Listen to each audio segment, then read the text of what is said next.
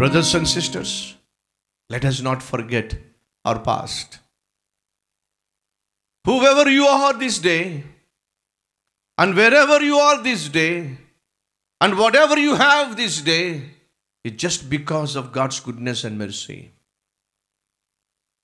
If you have a good job, working in an MNC company, drawing good salary, riding a nice bike, driving a nice car, living in a very expensive flat, or owning a house, whatever you have this evening or now, just because of God's goodness and God's mercy. Don't ever forget that. And whatever you have, it has been granted by God, by His mercy, by His goodness. Don't forget that.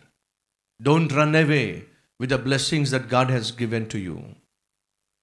If you are strong and healthy, just because God gave you that good health. If you're handsome and beautiful, don't run away with your beauty, thinking that you're most handsome and most beautiful and you can do whatever you want with your beautiful body. Don't ruin yourself. Don't run away from God. If God has made you to be the leader, to be the manager, to be the in charge, to be a CEO, don't run away with that post. Wherever you are, it's just God who placed you there. Be obedient to God. Be thankful to God. Respect God's word. If you don't do that, do you know what happens?